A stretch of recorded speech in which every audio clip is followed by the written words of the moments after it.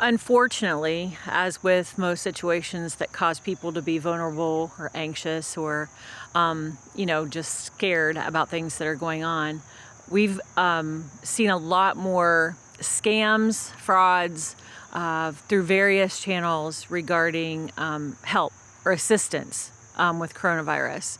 Lots of people are, interested in the stimulus checks, economic payments, and so there are all these other organizations that are taking advantage of the fact that people need help.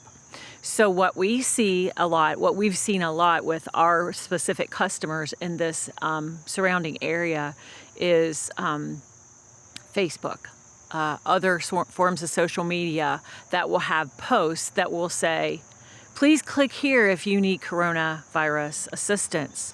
Please click here if you would like a testing kit. Please click here if you would like da-da-da. It could just go on.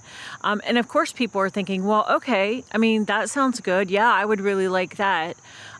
They click on these sites and inevitably they're giving their banking information. Because what normally these folks will do is say, just give us your information. We'll make sure that we send you your benefits.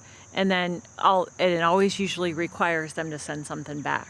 So again, we're just urging folks, now that it's just rampant everywhere on social media, don't click on those links that say, if you need coronavirus assistance, if you need testing kits, please click here. If you want to look at what the organizations that are reputable have, go to irs.gov. Go to ftc.gov. These entities, these government entities have lots of resources available.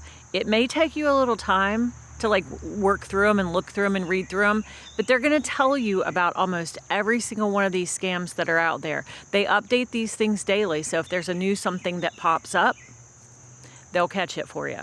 But it is a good read. And I guess people just think, well, I'm not going to do something that's going to harm me. Yeah, usually you don't think that. But then, so there are just a lot of things out there on social media like that. A lot more emails being pushed out to folks. A lot more robocalls being pushed out to folks.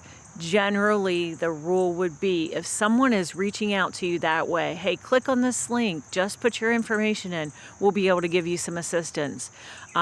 Especially if they're doing, calls. Just give us your information. We'll send some stuff to you. We'll get some information.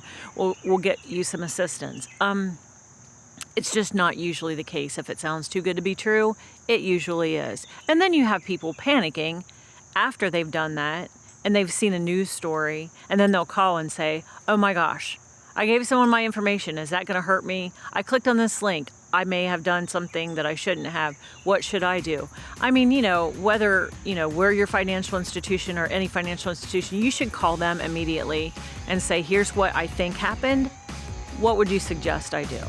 And we'll work with you. And most organizations, financial organizations would, to make sure that you're protected.